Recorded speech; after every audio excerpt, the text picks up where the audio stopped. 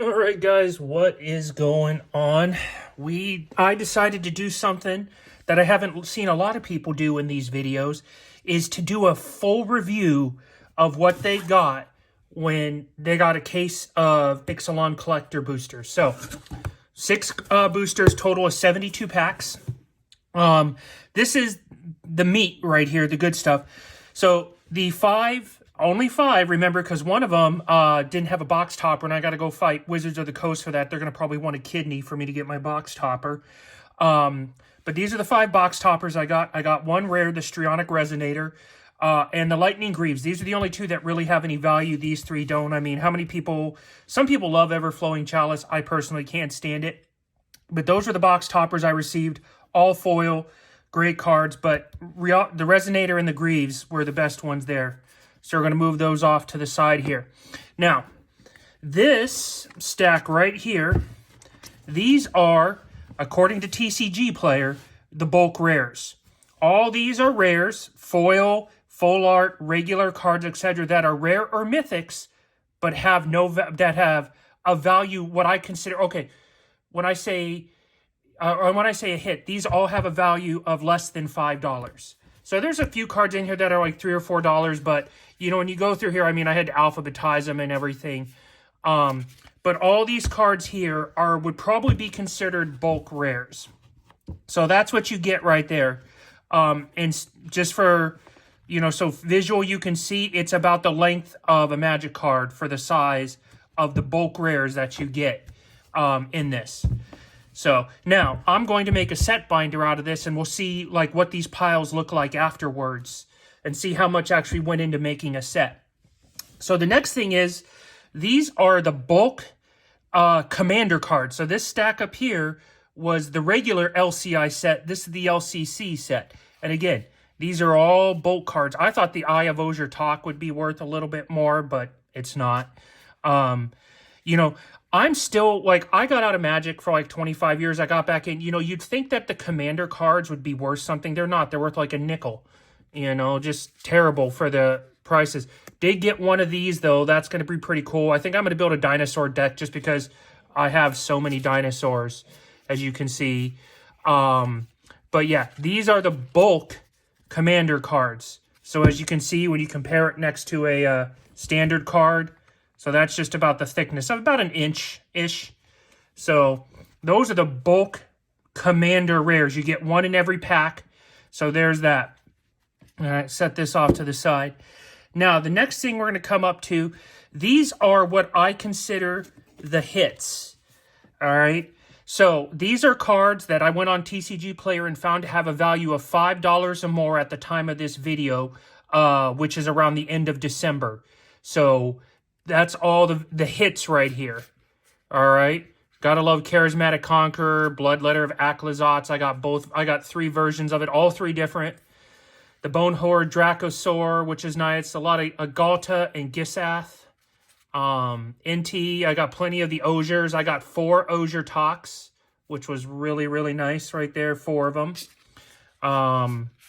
Got Quintorius. The Roaming Thrones, of course. Those are beautiful cards. They're great in my Edgar Markov deck. And then I hit 4 Tishana's Tidebinders. So I actually counted these up. There's 36 of these here. So 36 hits, cards of 5 or more, plus the 2 big boys. So 38. So what's funny is 36 plus double it is 72.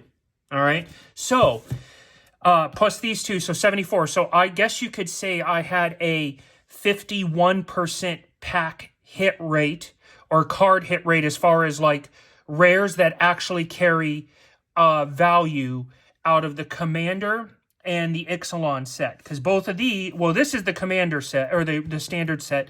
This is the T-Rex set. But you have 36 plus 2 here, so a little bit over 50%. Well, you know, you think, well, that's great, but, you know, I'm also talking about packs. So that means every other pack had a hit in it, so to speak. All right. Now, the next one we're going to move on to, here are all the special guest cards that I got. 2 Rampaging Ferocidons, the Pitiless Plunder, which is an uncommon. The Lord of Atlantis, he's, you know, with Merfolk exploding the way it is, this card's going to move. Lord Windgrace, The Bridge from Below, Dargo, and Calamax. You know, I've never seen this card before. I thought it was cool as heck, but it's worth like $1. So, you know, cool looking card, not a lot of value to it. And I think all of these cards here, with the exception of these 4, are pretty low. But those are the big special guest hits that I got out of the set. Now let's move on to the Jurassic Park cards. Now there's good cards in here. There are also additional hits. But we actually did pretty good. We almost hit the set on these. I'm missing 3 of them. I did not get Polyraptor. I did not get the Swooping Predodon. And I did not get the whatever the card is where he's like, you didn't say the magic word. Those are the only cards that I didn't get. But I got Don't Move, Cresting Mosasaurus, 3 Dilophosauruses, including the foil, which I think is just, card's not worth that much, but the foil is beautiful. Couple Life Finds a Way. Savage Order is a really good card. That's starting to carry some value. Of course, my Welcome to Jurassic Park with its super not amazing miscut on the bottom. Blue, got a couple blues, couple comfies. I got 2 Ellie and Allens, a Grim Giganosaurus, the least valuable of all the cards, Henry Wu. You know, some of the lands are worth, the Jurassic Park lands are worth more than him. Ian, a couple of him, an Indominus, Indo, 2 Owens, but as you can see, one of my Owens got the super sexy miscut too. This is where I've been very fortunate, guys. And then a Dino DNA back here. But 4 Ravenous Tyrannosauruses in my box. So definitely cannot complain about that, including the emblem card, a foil, and 2 regulars. So those are the Jurassic Park hits. Like I said, I almost made the set. I'm only missing 3, and they should be fairly easy to find when I put the set together.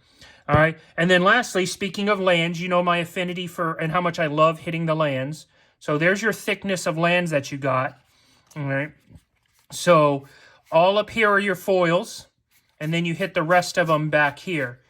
So I was able to hit a full set of foils on the lands, which should be expected, to be honest with you, when it comes to doing this. But it was actually close because, look, I only had 2 of each, and then, actually, no, those are the extras I hit. But I only got 1 forest, 1 mountain, 1 swamp, and 2 command towers. So out of all the lands that I cracked, those are the only foil ones, but I did make an entire set of the lands. And then, of course, going through all the other lands here, you guys can see how much come in here. So, plus, what is that? 6, 7, 8 command towers as my lands. I personally cannot stand that the Jurassic Park cards are considered your Rex card, but it is what it is. And for those that haven't seen him, they all have this amazing double-sided artwork. One that is very dinosaur-friendly, and then one is like human-friendly, with the exception of the command tower. That doesn't have one. So, yay, lands in me. All right. And then, of course, every pack has a foil only, of the basic lands. At first, I really didn't like these, but they're kind of starting to grow on me a little bit, especially if I'm going to do like a dinosaur-themed deck. I might as well use the bougie lands, besides the Jurassic Park lands. As far as tokens are concerned, the only tokens that have value are the Jurassic Park ones. And I only hit 1 of the most valuable one, which is the treasure token on one side, and then this dinosaur one on the other side, because it's the dual Jurassic Park token. I think it's like $3 or $4 for it. But then I hit the other dinosaurs and treasure ones, but they don't have it on the backside. So of all the tokens you get, what was it, 72, those are the only good ones there. So about 12, I think, 13, I didn't count them, but there's those ones. And then last but not least, guys, I wanted to do something that maybe a lot of people don't realize is, so I went through and I found the most valuable uncommon and common of the set. So the most valuable uncommon of the set that isn't here, that's part of like the main set that's not like a commander card or anything, is Bitter Triumph. So this one is about a $2 to $4 uncommon. It's a great card. Pay 3 life, especially if you're running a vampire deck, you make a ton of life, so that's just a great card right there. So that's the most valuable uncommon. It is a story spotlight card. It's not a special guest. It's not anything else. And then the most valuable common card, and what's funny is, actually, go back, I only got 2 Bitter Triumphs. So imagine that, you know, all of the cards that I got 2 Bitter Triumphs. Most valuable uncommon card. And then to finish it off, of course, the most valuable common card, which is the old Poison Dart Frog. It's about 15 cents, I think, for this beautiful foil version of it. I think just because of its abilities. Excuse me as I'm trying not to cough. But this is the most valuable common card at, like, I think at the regulars are a nickel, these foils are 15 cents. Not only is it a cute little poison frog, I mean, you can't go wrong with cuteness there, but, you know, for 2 mana, you get a 1/1 with reach. It can add a mana of any color, Birds of Paradise, and then also give it Death Touch. So, you know, for green, for if you're trying to do green weenie, this guy does a ton. So there we go. And then, of course, just to marvel at him again, I totally still am blown away about hitting the red Cosmium Nink Eon Cavern of Souls. I mean, just look at that. Sorry, I'm getting a little crazy here, but just beautiful red ink there. And I have good centering on the back. There's no marks. There's no nothing. So if I really wanted to get this card graded, I could. I think this one would easily get a 10 on it. And then, of course, the emblem, Ravenous Tyrannosaurus, which if you guys have never seen one of these, if you look at it, the emblem is actually faceted. It's not just on there, but there's actually faceting to it. Again, another beautiful card. You can see, minus my handprint right there. The centering is off on this one, though. This side's got more than this side. So this one would probably be a 9, maybe an 8, because it's bad centering. But still, to be honest, guys, I wasn't expecting either of these because all of my research, all the videos that I watched, it looked to be about 1 in every 4 cases that you would have a hit of this caliber, either the Cosmium Ink, Souls or Mana Crypt, or Jurassic Park emblem card. So the fact that I got 2 hits out of 1 case, I'm very fortunate for, which, you know, again, you guys heard me say in the videos, I was born on St. Patrick's Day, but I'm not very lucky, but I did get lucky on this. I'm still really blown away by this. Now, I ran the money together, all right, for what I paid versus what I got back. I think, rough estimate, I got, because of these 2 cards here, if I didn't get these 2 cards, I would have made maybe 10% back of my money, you know. Now, granted, I understand that making back your money is a relative term because card prices fluctuate and all that other good stuff. But without these 2, it would have been 10%. Because of these 2, with all of these hits, the good Jurassic Park cards and whatnot, I believe I got about 65 to 70% of my value back off of this. I did get this for $1,200 because they sold it to me as a case discount at $200 for a collector booster box each. So yeah, I'm thinking I got about $800 in expected value. Of course, that's when this video is being made at the end of December. It could change wildly. These could take a major hit or they could just fly up. But at the time of this video making, I figure I got 65 to 75% of my value back, which in Magic, you guys know, is huge. And I think it's about $800 if I was able to sell them all on Feebay or TCG Player. Definitely, I'm not going to sell them to Star City Games because Star City Games is like the Pawn Stars. They're like, hey, this is a $300 card. Best they can do is $60. I was looking at some of their prices on some of these cards, and it's ridiculous. I think they've gotten a little too big for their own britches. So anyway, thanks again to everybody that watched, that stayed with me through all 6, watched me get the 2 big hits. This was box 2. This was box 3 of the case where they hit at. You can watch the video and see the pack locations on them all, for them all. I really enjoyed doing this. And 1 second, I've got a special thing that we're going to do here soon. I got to get it out for you guys.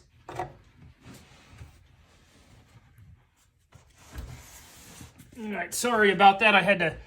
Wasn't in the spot that I wanted, but after the first of the year, we've got a case of Lord of the Rings Holiday Collector Boosters to do. So come, make sure you guys Like it, subscribe, whatever. And if you want to see some fun stuff, come check it out after the first of the year when we start cracking these. Thanks again for watching, and we'll talk to you guys next time.